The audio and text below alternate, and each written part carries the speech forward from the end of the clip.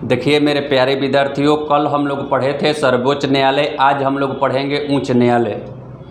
ठीक है, तो आप लोग बहुत बारीकी और गहराई से एकदम ध्यान से सुनिएगा, बाकी आपको याद हो जाएगा, कोई भी सवाल नहीं छूटेगा। ठीक है, अगर आपको पीडीएफ चाहिए तो डिस्क्रिप्शन में डाल दिया जाएगा, पीडीएफ देख लीजिएगा आप लोग। ठीक है, तो चलिए, अगर आप लोग सब्सक्राइब नहीं किए तो सब्सक्राइब कर लीजिए और लाइक भी कर लीजिए। आपको फ्री में पूरा संविधान का एक कंप्लीट वीडियो मिलेगा। हमारे यूट्यूब चैनल के प्ले लिस्ट में जाइएगा तो पार्ट 1 पार्ट 2 करके सब वीडियो मिलेगा, वह भी फ्री में मिलेगा, आपको कोई शुल्क देने की ज़रूरत नहीं है। तो आप लोग ज़रूर एक सब्सक्राइब कर लीजिए और चलिए हम लोग आगे बढ़ते हैं। तो उच्च न्यायालय के बारे में हम लोग पढ़ेंगे, और उच्च न्यायालय को अंग्रेजी में हाई कोर्ट कहा जाता है। उच्च न्यायालय को अंग्रेजी में हाई कोर्ट कहा जाता है। ये अलग अलग राज्यों में अलग अलग होता है, और नहीं तो 2-3 गो राज्य के मिलाकर भी कहीं कहीं होता है। जैसे बिहार का हाई कोर्ट कहा जाए, उच्च न्यायालय कहा जाए तो पटना में है, और उत्तर प्रदेश का हाई कोर्ट कहा जाए तो इलाहाबाद में है। इस तरीक़ा से अलग अलग राज्य में लगभग अलग अलग होता है। तो इसका गठन किस अनुच्छेद के अनुसार किया गया है? तो 214 के अनुसार इसका गठन किया गया है। उच्च न्यायालय का गठन अनुच्छेद 214 के अनुसार किया गया है, और अनुच्छेद 215 में कहा गया है कि उच्च न्यायालय अभिलेखनीय न्यायालय होगा। इसका मतलब आपको समझ में नहीं आया? तो उच्च न्यायालय में जो भी सुनवाई होगा उसको लिख दिया जाएगा। ठीक है, यही कहता है अनुच्छेद 215 कि उच्च न्यायालय में जो भी, किसी भी उच्च न्यायालय में जो भी सज़ा किसी को दिया जाएगा उसको लिख दिया जाएगा। मान लीजिए कि कोई व्यक्ति ए है, उसने घोर अपराध किया है और उसको 10 बरस के सज़ा किसी कोर्ट ने दे दिया, पटना कोर्ट ने, और वो सही के गलती एक उत्तर प्रदेश के आदमी ने किया है, और उत्तर प्रदेश के इलाहाबाद कोर्ट में उसका केस चल रहा है, और अगर उसको 15 बरस के सज़ा हाई कोर्ट दे देता है, इलाहाबाद का कोर्ट, तो वह अपना वकील से कहेगा या वो किसका वकील जज के सामने रखेगा कि सेम इसी मामले में पटना हाई कोर्ट ने फलाने आदमी को फलाने तारीख को इसी मामले में 10 बरस का सज़ा दिया है, इसलिए सविनय आपसे निवेदन है कि इस व्यक्ति को भी 10 बरस का सज़ा दिया जाए। तो अब बात लिखा रहता है, उसके आधार पर बढ़िया बढ़िया वकील देखिएगा तो सब डायरी से डायरी सजा कर रख ले रहता है, कौन कौना साल के है, कौन कौना साल के है। ठीक है, तो उसी के आधार पर अभिलेखनीय न्यायालय होगा। आगे चले तो अनुच्छेद 231 कहता है कि 2 या 2 से अधिक राज्यों के लिए एक ही उच्च न्यायालय हो सकता है। 231 में ध्यान से देखिएगा, मुंबई का गठन 1962 में किया गया था। तो इसमें मुंबई महाराष्ट्र के अलावे इसमें गोवा भी आता है, दमन द्वीप भी आता है, और दादर नगर हवेली भी आता है। तो 2 या 2 से अधिक हो गया। कलकत्ता में देखिएगा तो पश्चिम बंगाल भी आता है, अंडमान निकोबार द्वीप भी आता है। चेन्नई में देखिएगा तो तमिलनाडु आता है और पुडुचेरी आता है। तो यही 233 कहता है कि एक उच्च न्यायालय में 2 या 2 से अधिक राज्य या केंद्र शासित प्रदेश आ सकते हैं। अब आगे चले तो अनुच्छेद नंबर 233 कहता है अधीनस्थ न्यायालय। अधीनस्थ न्यायालय का गठन। अब न्यायालय 3 प्रकार के होते हैं। एक होता है सुप्रीम कोर्ट, ऊपर सबसे, इसको उच्चतम न्यायालय कहा जाता है। एक वो होता है उच्च न्यायालय, इसको हाई कोर्ट कहा जाता है। और एक होता है अधीनस्थ न्यायालय, जिसको जिला कोर्ट कहा जाता है। कौन? अधीनस्थ न्यायालय या जिला कोर्ट या सत्र न्यायालय कहिए, ये तीनों नाम है। तो ध्यान से समझिएगा, अगर कोई मामला जिला न्यायालय में आपका सॉल्व नहीं हो रहा है, आपको गलती लग रहा है, तो आप उच्च न्यायालय में जा सकते हैं। अगर उच्च न्यायालय में भी गलती लग रहा है तो आप सुप्रीम कोर्ट में भी जा सकते हैं, और यहाँ पर आपका अंतिम सुनवाई कर दिया जाएगा। ठीक है, चलिए आगे चलते हैं। अब देखिए ध्यान से, उच्च न्यायालय के न्यायाधीश बनने की योग्यता क्या क्या होनी चाहिए? कौन से व्यक्ति उच्च न्यायालय के न्यायाधीश यानी कि अंग्रेजी में जज बन सकता है? तो पहला नंबर होना चाहिए कि वह भारत का नागरिक होना चाहिए, और दूसरा नंबर किसी भी अधीनस्थ न्यायालय में यानी कि जिला न्यायालय में कम से कम 5 बरस तक न्यायाधीश के पद पर यानी कि जज के पद पर होना चाहिए। कब बरस तक? 5 बरस तक। या किसी भी जिला न्यायालय या उच्च न्यायालय में 10 बरस तक वकील का काम किया हो। ये 3 गो गुण। 5 बरस तक जज रहा हो और नहीं तो 10 बरस तक वकील का काम किया हो। और चौथा गुण है कि वह राष्ट्रपति के नज़र में कानून के बहुत बड़े ज्ञाता हो। मान लीजिए कोई व्यक्ति भारत का नागरिक है, 10 बरस तक जज रहा हो, 5 बरस तक जज है, 10 बरस तक वकील है, तो क्या वह उच्च न्यायालय के मुख्य न्यायाधीश बन जाएगा? नहीं बन सकता है, जब तक कि राष्ट्रपति के नज़र में वह ज्ञाता नहीं होगा। किसका? कानून का। किसका? कानून का। आगे चलते हैं। अब आगे है नियुक्ति कौन करता है। इन जजों को जो नियुक्ति है वह राष्ट्रपति करते हैं। किसके सलाह पर? तो सर्वोच्च न्यायालय के जो न्यायाधीश होते हैं उसके सलाह पर उच्च न्यायालय के न्यायाधीश की नियुक्ति कर दिया जाता है। जैसे पटना उच्च न्यायालय में नियुक्ति करना होगा किसी जज को, तो दिल्ली में जो जज है सुप्रीम कोर्ट से, उससे पूछकर नियुक्ति कर दिया जाएगा, सलाह लेकर। अब ध्यान समझिए आगे। अगर बदलाव करना होगा तो कौन करेंगे? नियुक्ति करना होगा तो राष्ट्रपति। बदलाव करना होगा, इसका मतलब है कि पटना हाई कोर्ट को एक जज को यदि बदल के इलाहाबाद हाई कोर्ट में भेजना होगा तो राष्ट्रपति भेज सकते हैं। इलाहाबाद हाई कोर्ट के जज को अगर गुवाहाटी कोर्ट में भेजना होगा तो राष्ट्रपति भेज सकते हैं। तो राष्ट्रपति से 2 पॉइंट याद हुआ, नियुक्ति भी राष्ट्रपति करते हैं और बदलाव भी राष्ट्रपति करते हैं। आगे चलिए। त्याग पत्र देना होगा तो किसे देगा? तो यदि किसी न्यायाधीश को या जज को अपना त्याग पत्र कि हम जज नहीं रहेंगे, त्याग पत्र देना होगा तो वह राष्ट्रपति को देगा। तो नियुक्ति, बदलाव और त्याग पत्र तीनों राष्ट्रपति। अगर आपको संख्या में वृद्धि करना हो, जैसे मान लीजिए पटना हाई कोर्ट में 50 गो जज है, अगर इसको 55 गो करना है तो कौन कर सकते हैं? तो संख्या बढ़ाना या घटाना हो तो राष्ट्रपति कर सकते हैं। तो राष्ट्रपति कौन कौन काम कर सकते हैं? संख्या बढ़ाना हो या घटाना हो, नियुक्ति, बदलाव और त्याग पत्र देना होगा तो राष्ट्रपति को देगा। अब देखिए सबसे डिफ़िकल्ट आता है यहाँ पर शपथ होला में। तो पिछला दिन हम लोग पढ़े थे सर्वोच्च न्यायालय में कि सर्वोच्च न्यायालय के न्यायाधीशों की शपथ राष्ट्रपति दिलाते हैं, लेकिन यहाँ पर उच्च न्यायालय में पढ़ेंगे कि उच्च न्यायालय में न्यायाधीशों की शपथ राष्ट्रपति नहीं बल्कि राज्यपाल, उस राज्य के राज्यपाल दिलाते हैं।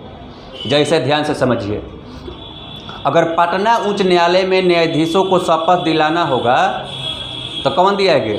बिहार राज्य के राज्यपाल। अगर इलाहाबाद में किसी न्यायाधीश को शपथ दिलाना होगा तो इलाहाबाद के राज्यपाल दिलाएंगे। नियुक्ति भले कह के राष्ट्रपति भेजेंगे, लेकिन शपथ जवन है राज्यपाल, उस राज्य के राज्यपाल दिलाते हैं। क्लियर हो गया? चलिए अब ध्यान से आगे चलिए। देखिए इसका कार्यकाल, तो कार्यकाल देखा जाए तो हम लोग पढ़े थे सर्वोच्च न्यायालय में 6 बरस और उम्र 65 बरस पढ़े थे, लेकिन यहाँ पर 6 बरस का 6 बरस रहेगा, लेकिन उम्र 62 बरस हो जाएगा। मतलब समझ में नहीं आया? चलिए मान लीजिए कोई व्यक्ति 50 बरस पर जज बना है, तो वह 50 बरस के बाद 6 बरस तक रहेगा, यानी कि 56 बरस में वह रिटायर हो जाएगा। और कोई व्यक्ति 58 बरस में जज बना है तो 58 बरस के बाद ओकर 62 बरस उम्र तक देखा जाएगा। तो 62 बरस 4 बरस के बादे पुर्जा रहे तो वह 4 बरस तक रहेगा, उसके बाद वह रिटायर हो जाएगा। आगे चले तो पूरे भारत में कुल न्यायालयों की संख्या, उच्च न्यायालयों की संख्या 25 है और सबसे अंतिम में जुड़ने वाला अमरावती है। अमरावती किस राज्य का उच्च न्यायालय है? तो आंध्र प्रदेश का उच्च न्यायालय है। सबसे अंतिम में ये संख्या याद रखिएगा, कुल न्यायालयों की संख्या, उच्च न्यायालयों की संख्या 25, सबसे अंतिम अमरावती कहाँ का? तो आंध्र प्रदेश का। कब? तो 1 जनवरी 2019 को लास्ट जोड़ा गया था 25वां, एक से पहले 24 गो था। आगे चलिए। अगर पूछेगा कि सबसे अधिक किस हाई कोर्ट में जजों की संख्या है, तो सबसे अधिक हाई कोर्ट पूछेगा तो इलाहाबाद, राज्य पूछेगा तो उत्तर प्रदेश। सबसे अधिक किस कोर्ट में है, तो इलाहाबाद के कोर्ट में। सबसे कम पूछेगा तो गुवाहाटी, सबसे कम पूछेगा तो गुवाहाटी। चलिए तो बताइए सबसे अधिक जज किस हाई कोर्ट में है, तो उत्तर प्रदेश के हाई कोर्ट में। सबसे कम जज किस हाई कोर्ट में है, तो गुवाहाटी के हाई कोर्ट में। अब आगे चलिए तो केंद्र शासित प्रदेश के बारे में थोड़ा सा। 8 गो केंद्र शासित प्रदेश में दिल्ली एकमात्र ऐसा केंद्र शासित प्रदेश है जिसका अपना उच्च न्यायालय है। तो यहाँ से भी कई बार एग्जाम में पूछा है कि वह कौन सा एकमात्र केंद्र शासित प्रदेश है जिसका अपना उच्च न्यायालय है। तो दिल्ली एकमात्र ऐसा केंद्र शासित प्रदेश है जिसका अपना उच्च न्यायालय है। तो ध्यान रखिएगा। आगे चलिए। किसी भी उच्च न्यायालय में प्रथम महिला मुख्य न्यायाधीश कौन थी? तो इसके पहले हम लोग पिछला क्लास में पढ़े थे कि सर्वोच्च न्यायालय के प्रथम महिला मुख्य न्यायाधीश कौन थी। तो आप लोग कमेंट करके ज़रूर बताइएगा कि सर्वोच्च न्यायालय के प्रथम महिला मुख्य न्यायाधीश कौन थी। ठीक है, तो सर्वोच्च न्यायालय के, यहाँ पर हम लोग उच्च न्यायालय पढ़ रहे हैं। तो उच्च न्यायालय के प्रथम महिला मुख्य न्यायाधीश लीला सेठ थी और यह भी हिमाचल प्रदेश राज्य की बनी थी। तो बताइए किसी भी हाई कोर्ट में प्रथम महिला मुख्य न्यायाधीश लीला सेठ, किस कोर्ट में? तो हिमाचल प्रदेश के हाई कोर्ट में बनी थी, हिमाचल प्रदेश राज्य के। अब आपका पॉइंट आता है जिला सत्र, यानी कि जिला में अलग अलग जिला में, जैसे बक्सर जिला में कोर्ट है, सासाराम, पटना जिला, ये सब जिला है। तो जिला में जो कोर्ट होता है, अगर वह 7 बरस से अधिक का सज़ा सुना दिया है तो आप उसको उच्च न्यायालय में जा सकते हैं। अभी नहीं कि 2 गो बकरियों मुँह आया है तो करा के सुप्रीम कोर्ट में पहुंचा दीजिए, तो सुप्रीम कोर्ट तो सही जाम लग जाएगा। ठीक है, कौन आपका मुर्गा मार के खा गया है तो सुप्रीम कोर्ट में चल जाइए। तो जब कोई अधीनस्थ न्यायालय 7 बरस या 7 बरस से अधिक का सज़ा सुना देता है तब आप उच्च कोर्ट में जा सकते हैं, ऐसे नहीं पड़ जाएगा तब सुप्रीम कोर्ट में जा सकते हैं। चलिए अब सत्र न्यायालय यानी कि जिला न्यायालय का प्रथम महिला मुख्य न्यायाधीश पूछेगा तो जिला न्यायालय के पूछेगा तो अन्ना चडी, उच्च न्यायालय के पूछेगा तो लीला सेठ हिमाचल प्रदेश में, और जिला न्यायालय का पूछेगा यानी कि सत्र न्यायालय के पूछेगा तो अन्ना चडी किस राज्य में? केरल राज्य में। बताइए यहाँ तक कोई डाउट है? चलिए अब आगे हम लोग देखेंगे कि कुछ ऐसे उच्च न्यायालय है जिसमें एक या एक से अधिक केंद्र शासित प्रदेश या राज्य का शामिल है। जैसे अगर हम देखें तो ये उच्च न्यायालय है और इसका क्षेत्र है, कौना कौना राज्य का यह उच्च न्यायालय है। तो कई बार एग्जाम में यहाँ से भी पूछा है। तो आपको सबसे पहले याद रखना है कि मुंबई, कलकत्ता, चेन्नई तीनों का स्थापना 1962 में हुआ था। कौन कौन? मुंबई, चेन्नई, कलकत्ता तीनों का स्थापना 1962 में हुआ था। अब मुंबई में कौन कौन से आता है? मुंबई हाई कोर्ट में कौन कौन से आता है राज्य? तो एगो महाराष्ट्र आता है, गोवा, दमन दीप और दादर नगर हवेली। याद रखिए, महाराष्ट्र में महाराष्ट्र, गोवा, दमन दीप, दादर नगर हवेली। याद हो गया? 3 बार बोलिए। महाराष्ट्र में महाराष्ट्र, गोवा, दमन दीप और दादर नगर हवेली। महाराष्ट्र, गोवा, दमन दीप और दादर नगर हवेली। याद हो गया? महाराष्ट्र, गोवा, दमन दीप और दादर नगर हवेली। कलकत्ता में देखिएगा तो पश्चिम बंगाल का और अंडमान निकोबार द्वीप समूह। कई बार ऐसा ही पूछ देता है कि अंडमान निकोबार द्वीप समूह का किस कोर्ट में, मतलब किस कोर्ट में संग्रह है या हाई कोर्ट कहाँ है? तो याद रखिएगा पश्चिम बंगाल और अंडमान निकोबार द्वीप समूह का कलकत्ता, पश्चिम बंगाल और अंडमान निकोबार द्वीप समूह का कलकत्ता, पश्चिम बंगाल और अंडमान निकोबार द्वीप समूह का कलकत्ता में है। आगे चलिए। चेन्नई में तमिलनाडु और पुडुचेरी। चेन्नई में कौन कौन? तमिलनाडु और पुडुचेरी। चेन्नई में कौन कौन आता है? तमिलनाडु और पुडुचेरी। आगे चलिए, जम्मू गुवाहाटी, तो ये पूर्वी भाग है तो सब पूर्वीय वाला आएगा। गुवाहाटी में असम का तो अपना ही वही किया है, उसके साथ साथ नागालैंड, मिजोरम और अरुणाचल प्रदेश। गुवाहाटी में कौन कौन? असम, नागालैंड, मिजोरम, अरुणाचल प्रदेश। फिर एक बार बोलिए, असम, नागालैंड, मिजोरम, अरुणाचल प्रदेश। अब आगे चलिए, जम्मू कश्मीर, तो जम्मू कश्मीर 2 भाग में बट गया है, तो इसका स्थापना 1957 में हुआ था। जम्मू कश्मीर और लद्दाख, जम्मू कश्मीर में कौन कौन आएगा? ऊपर ही वाला दोनों, जम्मू कश्मीर और लद्दाख। जो सटल रहता है वही आता है, अभी नहीं कि जम्मू कश्मीर में हाई कोर्ट है और तमिलनाडु में है, तमिलनाडु का हाई कोर्ट जम्मू कश्मीर में है, तो कौनों के जाना होगा तो भर दिन 4 दिन ओकरा जन ही में लग जाएगा। तो जो सटल एरिया रहता है उसी का रहता है। चलिए अब आगे चलिए, चंडीगढ़, यह भी बहुत बार पूछा हुआ है कि कौन कौन से राज्य का संयुक्त कोर्ट चंडीगढ़ है। तो पंजाब, हरियाणा, दोनों पहले एक में था, पंजाब, हरियाणा और चंडीगढ़ केंद्र शासित प्रदेश का, ये तीनों का चंडीगढ़ में है। तीनों का कहाँ है? चंडीगढ़ में है। तो ये जो भी कोर्ट था ये सब एक से अधिक था।